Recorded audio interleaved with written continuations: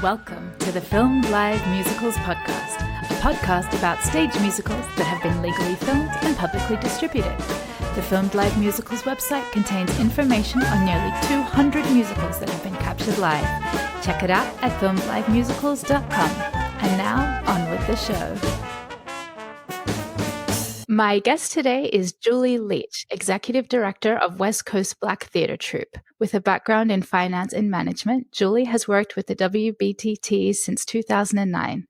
Based in Sarasota, Florida, the Westcoast Black Theatre Troupe is a nonprofit theater founded in 1999 by Nate Jacobs.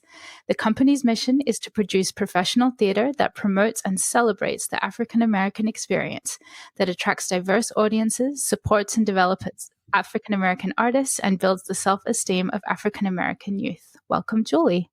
Hi, thank you. Thank you for having me on the show. My pleasure. How did you come to be involved with the Westcoast Black Theatre Troupe? Well, it all ties in with Nate Jacobs' journey to creating this theater. So he was a drama teacher here in Sarasota at a small private school, African American based and run private school. And he actually was a visual artist in college, although he has done gospel singing his whole life, and music's always been a part of his life. His father actually had a gospel touring group. So, but he saw that as sort of a sidelight when he went to college and did his visual art major. But after he started working at the school, he said, well, the students were way too rambunctious to do drawing all the time, because it was a full kindergarten through 12 school. And he said, I started telling them stories like I used to do my 11 brothers and sisters. He's from a family of 11. And so he said, and then we started acting them out, and then we started putting on plays at the school, and people just loved all the productions. And in the meantime, he started to be an actor here in town locally. So he became an equity actor here on local stages in addition to his teaching. And then he just felt like there was a dearth of roles for African Americans on stage. He found himself kind of playing the same type of role all the time. Like, I'm a waiter in this show and I'm a servant in that show. Mm-hmm. So it's just the era. It was the 80s.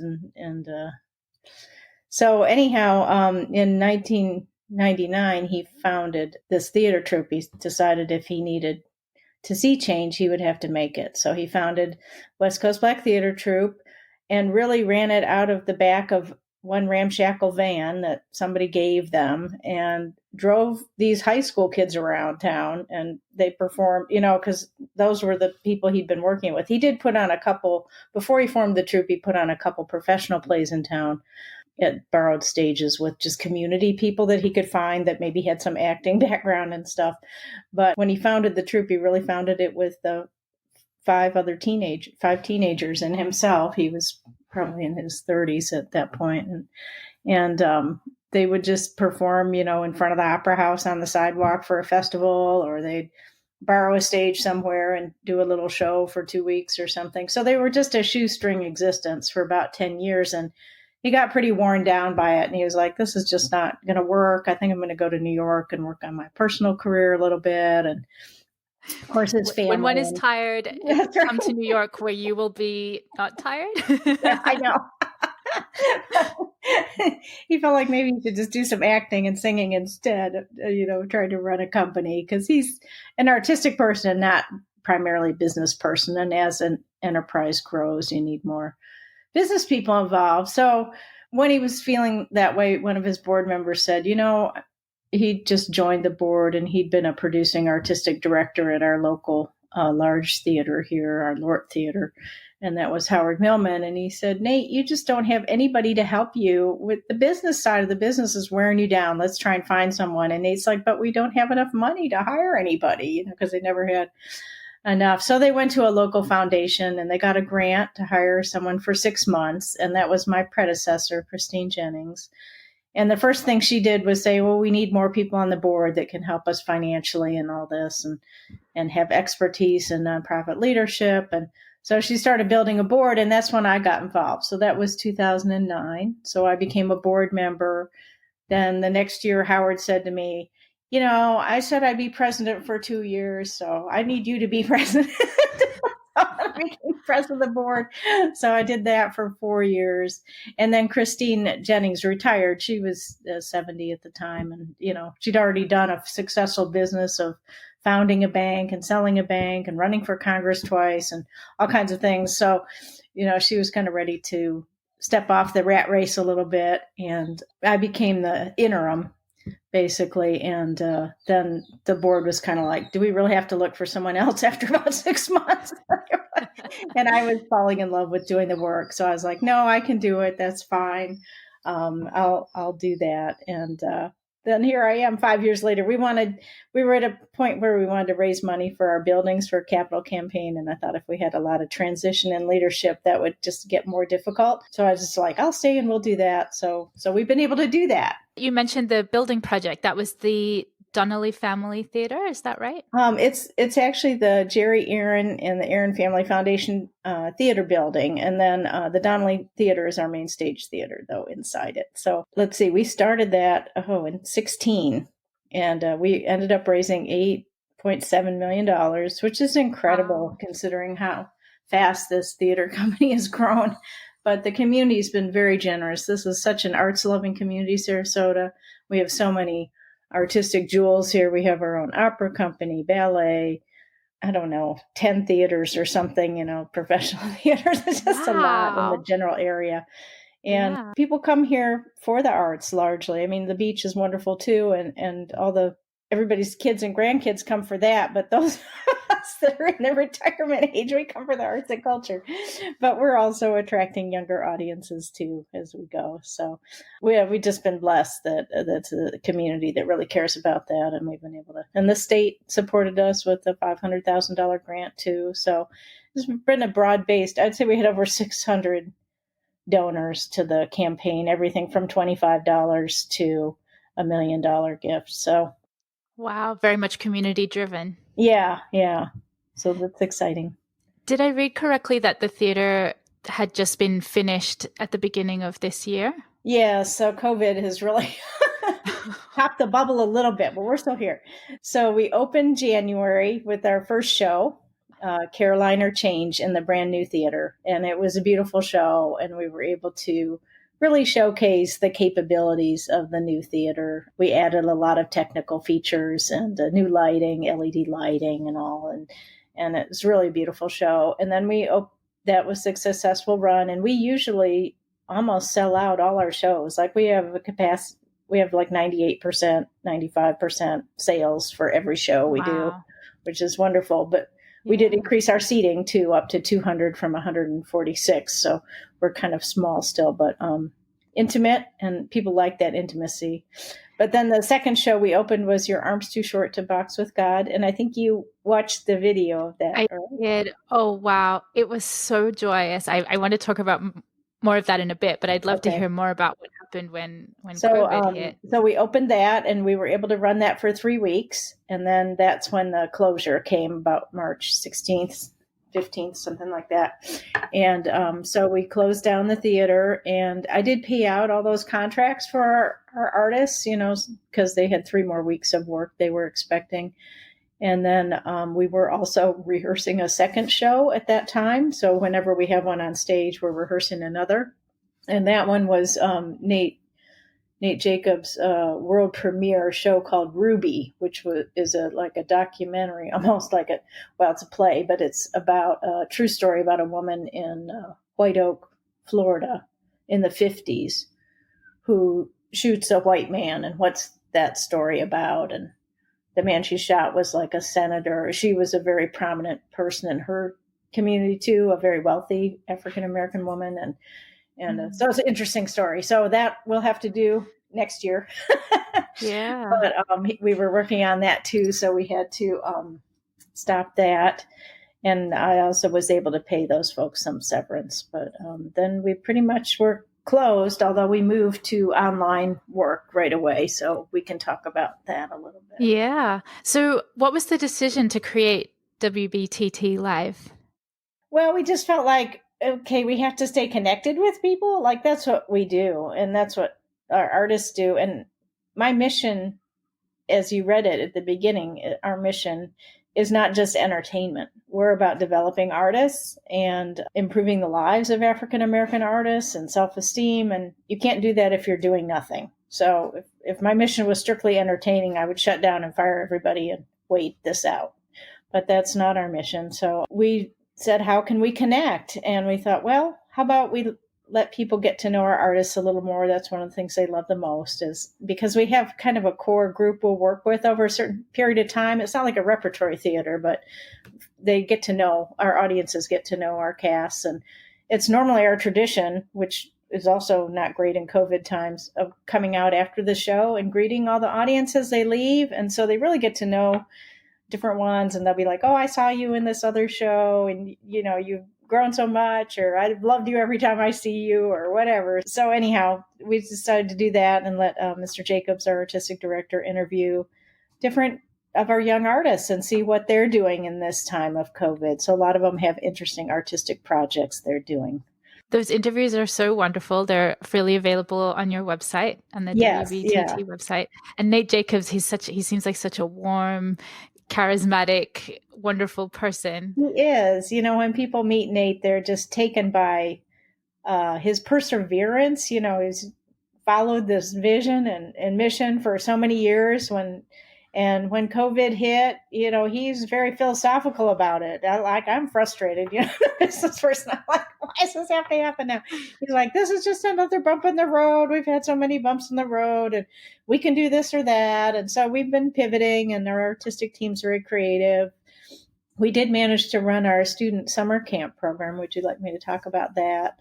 Sure. Yeah. So we have a 5-week stage of discovery program every summer that we put on for about 20 to 30 students. They have to audition for it, but the program is free, and it runs full days, 9 to 3. And there's an after hours arts piece if they want to do that too, till 5.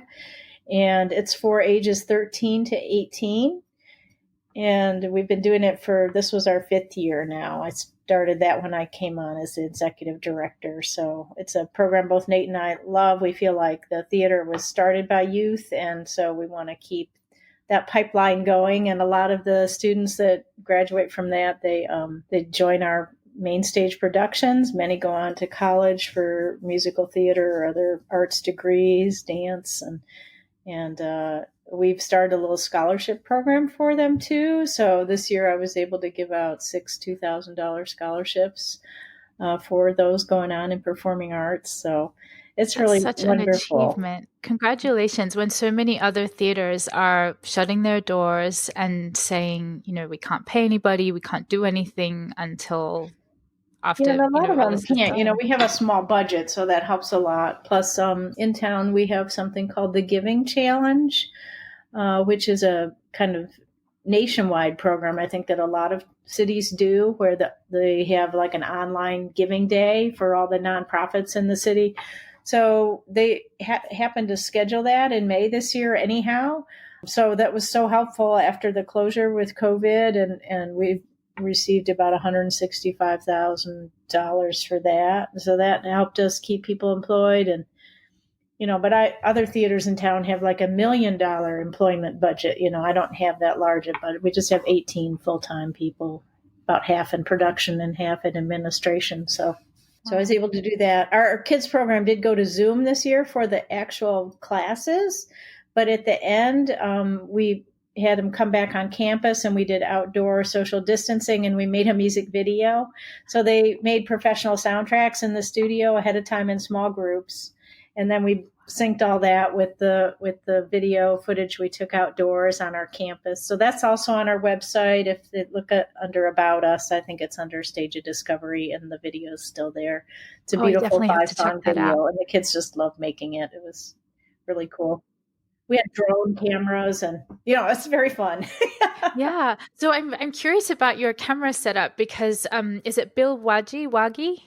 So Bill Wagon's an independent videographer that has worked with us for years and donated so much of his time. He's an incredible, kind, wonderful person, but also very professional. And so he does a lot of he's always done our archival videos. And then that's what we did with Your Arms Too Short to Box with God.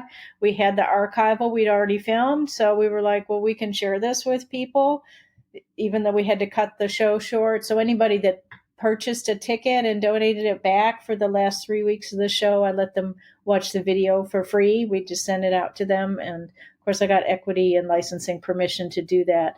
And then we also charged if other people wanted to watch it. So that was quite popular. That was our most popular video offering, actually. So I don't know if it's just because it was great or people were expecting to see it. So that's why they still wanted to tune in. I feel like it was one of the earliest videos available too. It feels like that WBTT was able to pivot very quickly and put content up straight away. Yeah, we're used to pivoting because of our rough and tumble life. I think we haven't grown out of that yet. So I say to Nate, you can tell who the core troupe members are that have grown up with the troupe, because what we're doing right now, pivoting, we're going to put an outdoor performance on our porch.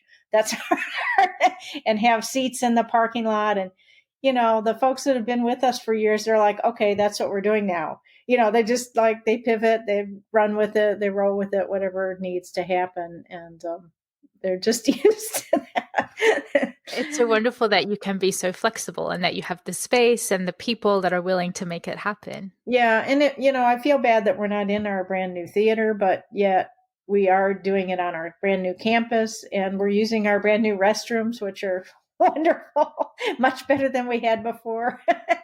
And so, we're still using the facility that we've created, and eventually we'll get back inside. Technically in Florida, you can do a show in an auditorium at 50% capacity now, but we just didn't feel like that would be safe. So we're looking to do some concerts in our courtyard instead. That's wonderful. Did you ever stream any of your productions before the pandemic? I'm trying to think. No, we didn't, because normally you're not allowed to. Most of the licensing agreements just allow you to keep an archival copy, and we're an equity theater, and equity actors don't usually let you stream their performance.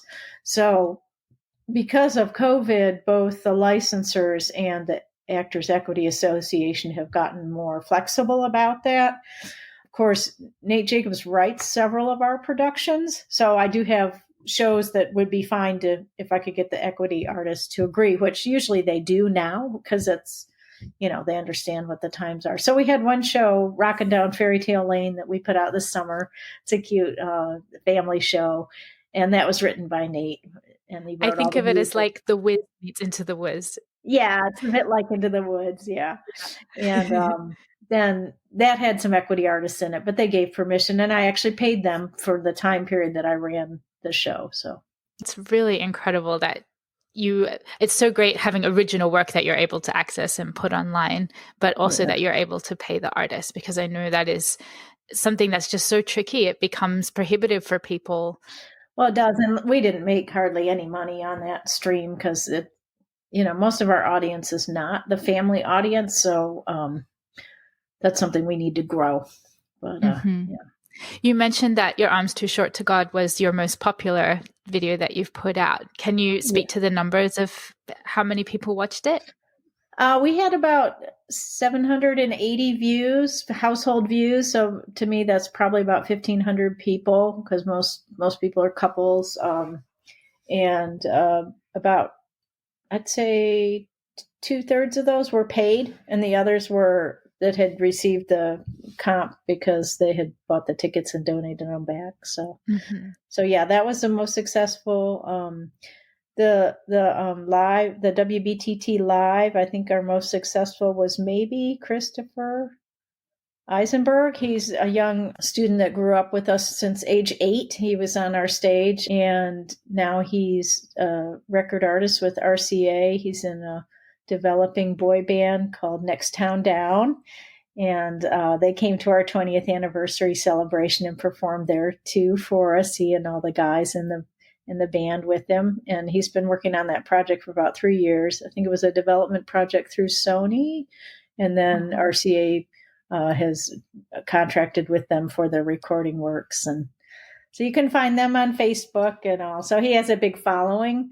So I think a lot of people tuned into the interview for that. So that I think that had also about 800 views or something. When you think that your theater is, you said it's grown to 200 seats, It's that's pretty like seven small, times. and but we our audience is about 36,000 seats a year. So, some of those are subscribers, so you've got the same people, but it's an area I think that we're growing in, and of course it's gotten a lot more crowded now. Now there's a lot, like you were saying, we were early out of the box with the Arms Too Short video, but now there's a lot of video offerings, and I think people maybe are getting a little tired of that. I don't know. I'm hoping they'll be happy to come sit in the courtyard with their masks on, safely distanced, and watch an actual concert.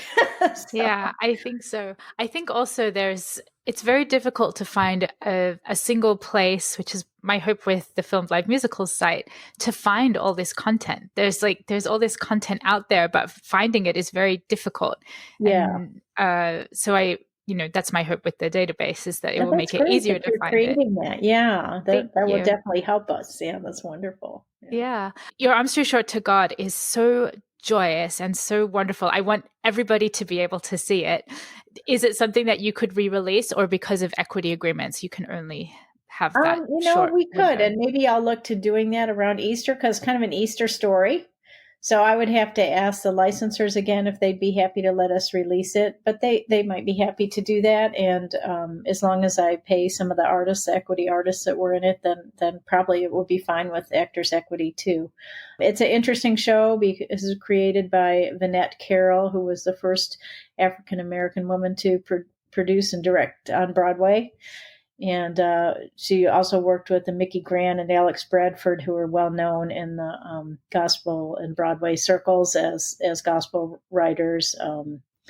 Both of those, or at least Alex worked on Langston Hughes' Black Nativity, the first gospel show on Broadway. So anyhow, her piece had kind of gone underground to some extent. I mean, people were still producing it, but in a lot of college shows, and then there's a theater in New Jersey that produces that has the rights and does produce it quite a bit. Irving Street Rep. Do you know Irving Street Rep?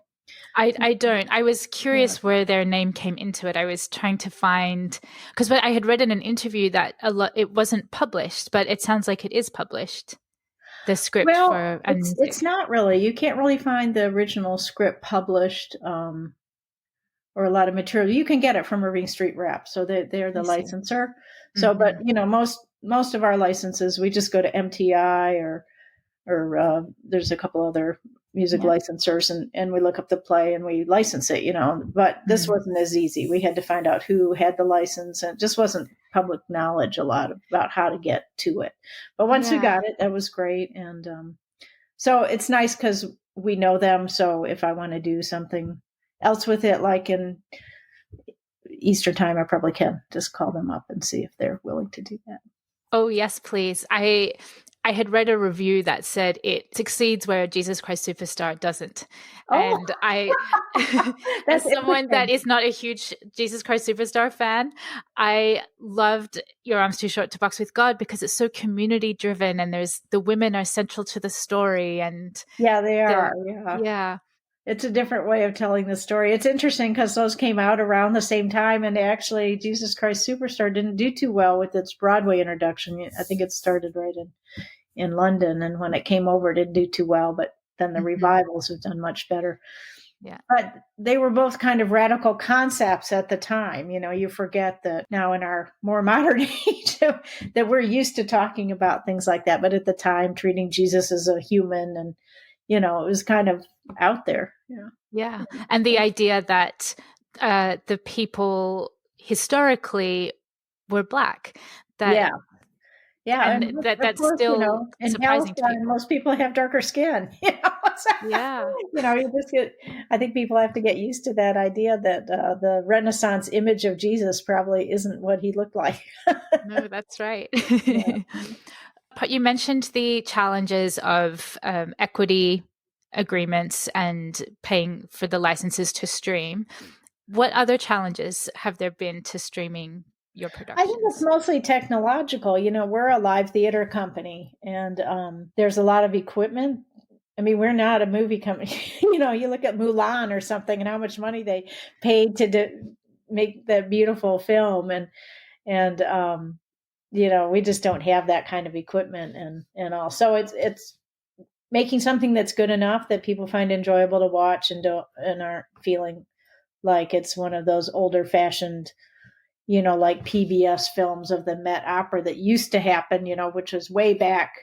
The camera's way back and you're just looking at the box of the stage, you know, down there, and the people are tiny and stuff. You know, now like the Met HD opera broadcasts, you know, that's so wonderful because you're right there on the stage with the actors and all. So it's finding something that feels like that without investing too much money and deciding resource wise, you know, something our board will have to discuss. How much resources do we put into the live? Are we just waiting for, you know, how much do we put into video? Are we just waiting for live to come back so we can relax and go back to what we're comfortable with? Or do we want to continue to do some of this work? So the WBTT live, it's not technically gorgeous. The interviews, you know, that they're good interviews and the video is good enough, I think, but it could be better if you had a better camera system and all. We originally created it though with iPads. It's on iPads and it was meant to be live, but then we realized that it was much better if it was recorded and then put up as live. So that's what we do. But now I'm thinking maybe if we're going to record it and put it up there, we should just use better cameras because we don't really need to do the iPad switcher setup for we're not actually live.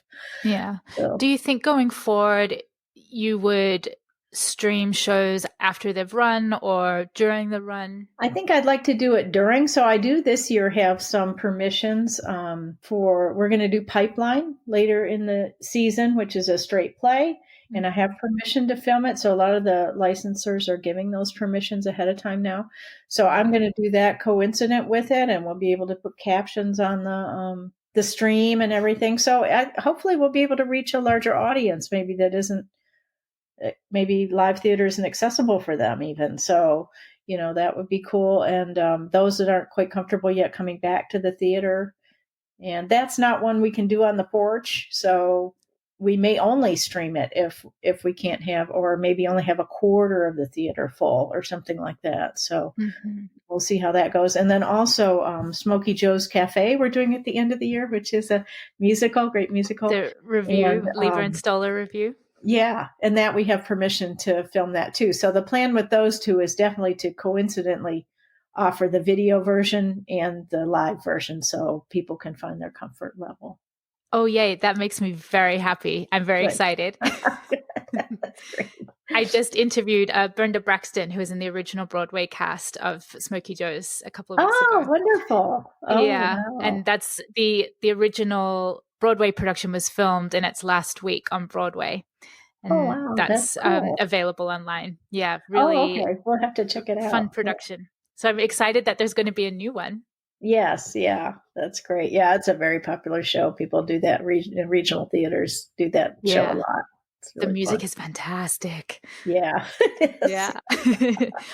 What do you think have been the benefits for WBTT of streaming? Well, it's kept our artists engaged in artistic projects, which they love and need. It's kept us connected to a lot of our audience. It gave a great summer program to our students and something a little different to offer them this year. We also they worked towards an individual professional audition reel in their classes too. So they picked their own song they wanted to do in their own monologue. So they had to read different plays and things to find a monologue that they wanted. And so we filmed that for each of them. They came in and individually did that. We filmed it for them so they could take that with them as a project they created. And this music video is so great. So, you know, I think we've had a lot of fun with it and it's been interesting. It's challenging. Like we've spent a whole week trying to upload this next thing we're doing, which now finally we were able to upload, but that's another gospel piece. So this is coming out probably next week. I think we're planning to have it come out on Monday, the 21st of September. And it's called American Roots, the Gospel Experience. And it's a collaboration between a local professional choir here, the Key Carroll, and their artistic director is Joseph Calkins. And then our artistic group and singers and dancers performed with them. So it's a very beautiful show. And we did that last fall. We went to several churches doing that. And again, Bill Waggy filmed that for us and has done the video for us. I'm really excited about that coming out. It's beautifully filmed at one of the churches we did. And it's really exciting. Oh, I can't wait for that. The gospel music is so uplifting and such a balm during all of this time. Yeah, it really is. And of course, that's not the only thing we do, but we're well known for it. A lot of our singers learned singing in their churches growing up. And, Mr. Jacobs, like I said, has a deep gospel history. And on WBTT Live, we have an interview coming up next week with Joe and Nate, the two artistic directors, about the collaboration and how much fun they had making it and all. So, what has the feedback been from audiences? Most people love it. We had a fun Marvin Gaye thing. We had a fundraiser scheduled for April, which we'd bumped back to May, thinking COVID would be over by then. Which of course it wasn't. So then we were like, okay, we have to do something with this because we had sponsors already. And so we created a socially distanced Marvin Gaye concert where each of the singers was on like a turntable on the stage 6 feet apart from the other ones. And they danced and sang. It looked kind of like American Bandstand. But people really loved that. And we raised a decent amount of money with that too. That was a good result also. I'm not sure if I answered your question. I think I forgot what your question was. How audiences have responded to it. Yeah. So they loved that. So a lot of people emailed us and were like, we were dancing in our living room. And so people love the student video. We're getting all kinds of comments from our folks about the student video and how wonderful that was. And it's inspired some people to give some donations, which has been wonderful. So. Oh, that's fantastic. That keeping that element of community engagement and keeping your subscribers engaged, it's all very positive. And some of them are reaching out to friends across the country. So that's nice too. I heard yesterday one of our board members, she says, I'm so bored with television. I'm just sending all these WBTT things to everybody I know in the country instead. Yeah. So that's wonderful. It really is wonderful. Do you think that filming shows and streaming them online, do you think that's going to change the way we stage future productions? Well, people may continue to do both because it's hard to know when we'll be past this particular pandemic, as you know, but it seems like it's going to affect everything this year for sure. And there may be some people that are nervous about it for the even longer run. And nervous about other things because of it, flu and other things that are dangerous out there in the world too. So you may see more mask wearing like South Korea too.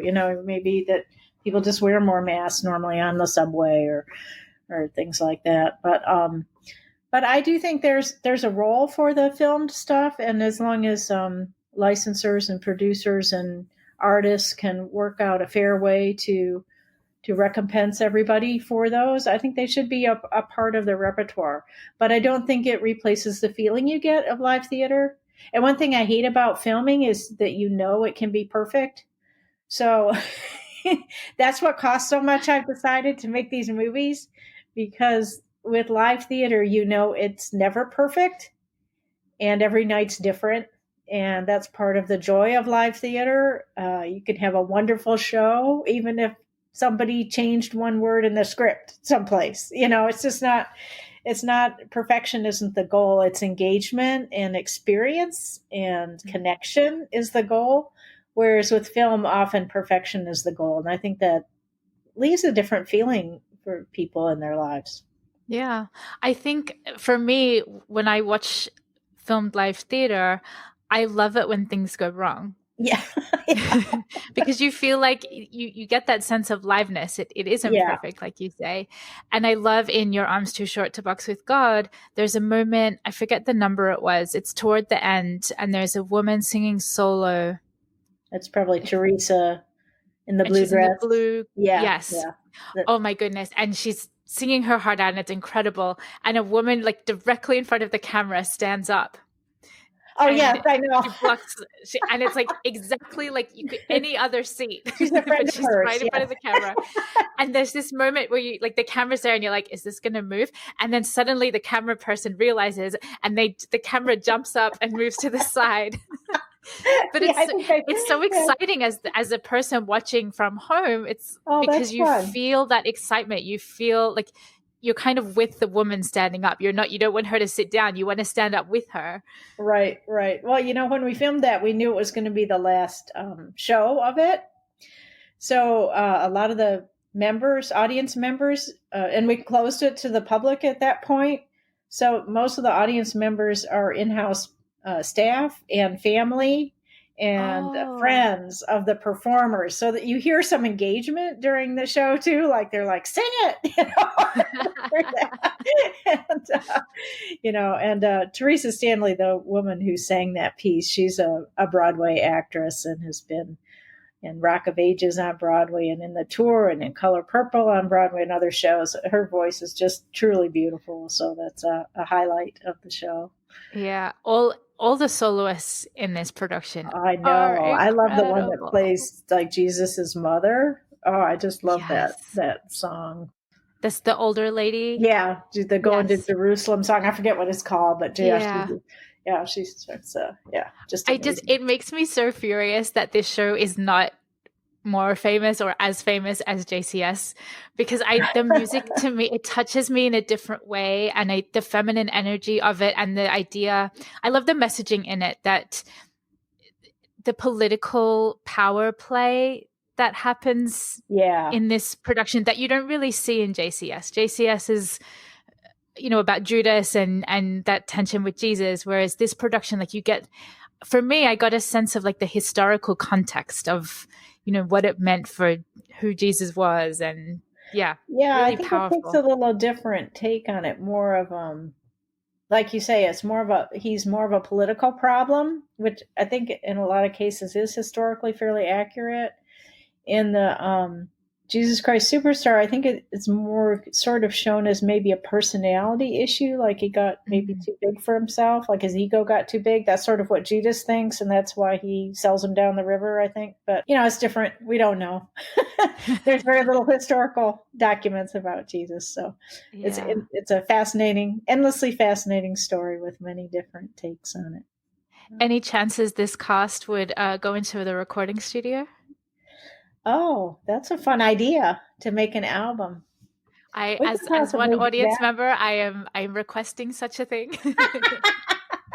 That's a great idea. We have a wonderful gentleman here in town who has a professional recording studio that we work with quite a bit. EJ Porter. He's also a drummer and sometimes in our bands, but we have done some soundtrack recording with him. This summer we did a project with one of our younger artist who's been in a lot of shows with us. He's more of a mid-career artist, but he has written a wonderful musical called Real Life, and we put it on our stage a couple times as a work in progress. And then this summer we invested in making a recorded album for him of the music, so that with some professional singers that came in, did kind of a smaller group of singers, but so he'd have a teaching tool, because he tours it a lot. So when he goes out and gets different artists in it, they can listen to how the songs are supposed to go.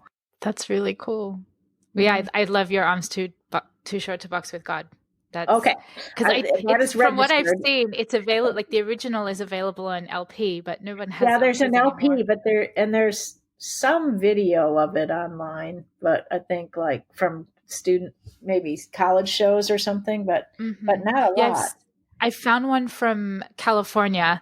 I forget the name of the church, but a church did it as like their 15th anniversary. And it was filmed by A&E, but I haven't found the full video yet. Well, the problem with it, it's really traditionally how African Americans were treated in the industry, you see, because Vanette Carol, I think, was nervous about sharing her work in a public way. She wanted to make sure the rights didn't get taken away from her. And if Alex Bradford kind of lost the rights to that, there was a lawsuit over that because he'd signed his rights over to the production company, which was himself and a couple other people, but he passed away I think even before it was on Broadway or right after it opened on Broadway. But because he passed away, he lost his rights. They weren't transferable upon his death. So then, so there's a lot of stuff like that in the industry that was really unfair to African American artists who didn't maybe know how to navigate some of that then, or maybe they were purposely, I don't know, Or like you said with Jacobs, he's the artistic side, but not necessarily the business side. And right. And a lot of artistic people are like that, not just African Americans, but, you look at the recording industry and there's just story after story of African American artists who didn't really get the rights to their music or the proper payouts to their music and things like that. So I think all that's gotten a lot better and people are treated much more professionally now. But because of that history, Vanette Carol held that piece very close to her and just trusted a few people with it. And they never published the music. There's a small publication of some of the songs. It's more like almost a piano and voice piece, that you can get on, but it's not all the songs. So you can hear the Broadway album. So our musicians listened a lot to the Broadway album, so they would have the same feel as the original show.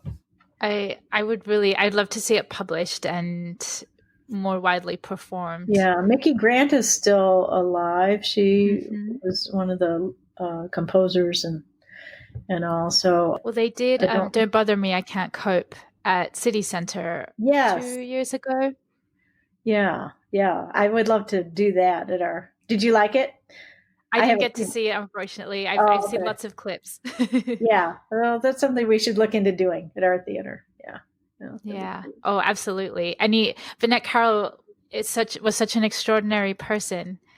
And it's a shame she's no longer with us. And Nate actually spoke with her later in life. She moved to Florida and started a theater company in Miami. And she and Nate talked a couple times, but then she passed away. So, did I read correctly? The director of Your Arms Too Short to God, who directed Your Arms Too Short to Box with God? Harry Bryce. Harry Bryce. Yeah. He had worked with Vinnette. Yes, I think he had. Yes, so he had that relationship too. So that helped a lot with the production because he knew what her vision was and all. Yeah. And then we had our choreographer. Well, Donald Friesen worked on the show too. He's the gentleman that plays Judas in it. So he's a wonderful choreographer. He and Harry worked together on that show. Yeah. Oh, I really hope it is released again because more people deserve to. Your cast and your crew and everyone deserves their work to be seen. It really is an extraordinary piece of work. Thank you. That's wonderful. Of course. If we release it again, we'll still have the lady standing up. That's the way to go. I am here for it. So I have a series of quick questions. Yeah. You don't need to think about it too much. Whatever comes to mind, and there are no wrong answers. Okay. So do you have a favorite musical? You know what? I loved The Color Purple, our production of The Color Purple. It was just so moving and, tears at the end. And we had this wonderful actress that played Celie, who is one of our founding troupe members and now lives in Edinburgh, I think, or London. Maybe she lives in London, but she was gone over to Europe and she's writes some of her own shows about Nina Simone and others and tours them around Europe. And she's been in the Edinburgh Fringe Festival for many years with her great Nina Simone show. So to have her come back and do that, it meant a lot to all of us. And she was just perfect for the role. So that score is so beautiful. Oh, it is. Yeah. I also love anything Ashman and Menken, Howard Ashman and Helen Menken. So we did Little Shop of Horrors too. And I absolutely love that. I ran around the house singing Somewhere That's Green for weeks after that. As you should. Yeah. And luckily it was just in my house, so no one had to hear me. If you watch other filmed live musicals, do you have a favorite filmed live musical? Oh, well, the Hamilton piece was amazing. We were lucky to see that on Broadway and then to see it from the same theater because it was at the Richard Rodgers Theater that they filmed it too. To see it again and to be able to see it up close, like we were in the balcony when we were there to see it, and it was just fabulous. That was so wonderful. But I also love the Met HD programs. So I'm a big opera fan. I love singing in general. So maybe that's part of what brings me joy being part of this troupe. But I do love the human voice. And do you have a favorite Met opera piece? Well, yeah, I'm a big opera fan, and I always tell people there's operas that have great music, and there's operas that have great stories, and there's a very few operas that have both. So if I'm introducing someone to opera, I recommend La Traviata or La Bohème. But, Andrea Chenier is a beautiful piece. The Samson and Delilah by Saint-Saëns has both great story and great sound. So, there's a lot, but if you're sticking a toe in, I wouldn't start with Wagner. Yeah. Although I love that now. But yeah. The Met Opera is so incredible. They were a trailblazer in filming digitally and releasing their content. And their productions worldwide. are amazing. Yeah. And maybe that's even better to watch at home, because I know I like to go sometimes and watch them at the movie theaters. And sometimes if you're not in the best movie theater, you hear like Star Wars next door with the guns firing off and all during. So visually it's transfixing, but the sound quality is not as great as being there live. If be live at the Met, that's the ultimate. But the HDs are beautifully produced. Yeah. If filming theater, it's not exactly live theater and it's not exactly a film, what should we call it? Ooh. I don't know. I think it's still theater. Yeah. Why do you say that? Because really you're just being the eyes for somebody on stage, because it really is a theatrical production. You don't have quite the same feeling as being there yourself, but it's not a film.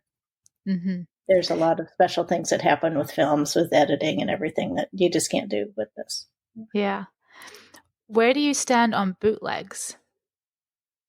Oh, I don't like that. No, I think everybody should be paid fairly. I'm on the business side, and I get it. I think the artists need to be paid, and the licensors need to be paid for their original creative works. And so I'm strongly opposed to that, and we try and follow all the rules.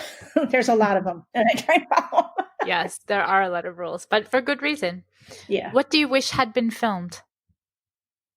Oh, wow. Of our repertoire or in general? Both. Oh, let's see. Well, I wish we could have filmed. Well, we did film The Color Purple, but I wish we could put that out. But maybe we can. I'll have to think about that. And yes, please. Yeah. Maybe I'll look into some of that. Maybe look a little deeper in our archive and see if we can get some permissions to do that. So I guess that would be my top choice. Yes. Yes, please. Yes, please. Yes, please. I saw Denise Graves once in Carmen and at the Dallas Opera. She was wonderful early in her career, and she was Carmen. That would have been nice to see on film. I'm sure they didn't film it. Probably but not. Maybe she did it at the Met. I'll have to see. Yeah. Oh, I love Carmen. That was the first opera I ever saw. Yeah, that's a good one to recommend to people just starting to see opera. It's beautiful music and a great story. Yeah. I remember the production I saw was in Sydney had real horses. Oh, wow. Yeah. Oh, that's cool. It was very special memory. And finally, what would you like to see filmed in the future? Oh, well, let's see. What are we doing in the future? Well, I'd love to see Nate's piece at his world premiere, Ruby. We're definitely planning to film that. We'll have permission from him, of course, to do that. And I think is it a play or a musical? It's a play with music. So it will have music in it, but it is a story with quite a lot of lines and all. And it's really about a topic that's very important now, of whites and blacks in one town and how they lived together and didn't live together, and the clashes that come from all that, and what happens when somebody who's subjected to maybe a lower place in society stands up for their rights, and how the town deals with that and all. So it's a tragic story, but it's a good story with interesting lessons in it. And that will be next season when you're able to reopen? Yeah, we were going to do it this January, but we don't want to open it in the COVID time. We really want to have a large audience for it and have people really enjoy the experience of being there for live theater. So I think it'll be next year. Yeah. Okay, fingers crossed. Yeah. Where can we find Westcoast Black Theatre Troupe? Well, you can find it at our website, westcoastblacktheatre.org, or you can come down to Sarasota and see us in Sarasota, Florida. Right now, the website's a good location for all the filmed things. Yeah. Yeah, plenty of content to keep you occupied. Yeah. Yeah. Well, thank you so much, Julie. It's been so wonderful to chat with you today. Oh, thank you. I really appreciate it. Special treat for me. Thank you for having me. Filmed Live Musicals is a labor of love, and we'd like to thank everyone who makes it possible. Thank you to our patrons Josh Brandon, Mercedes Esteban, Jesse Rabinowitz and Brenda Goodman, Al Monaco, David and Catherine Rabinowitz, and Beck Twist for your support. If you'd like to support Filmed Live Musicals, please like and review on your podcast app. Find us on Twitter at Musicals on Screen and on Facebook at Filmed Live Musicals. If you'd like to support the site financially, you can find us at patreon.com/musicalsonscreen. No matter what level you're able to pledge, you'll receive early access to written content and early access to this very podcast. Visit www.filmedlivemusicals.com to learn more. Thanks for listening.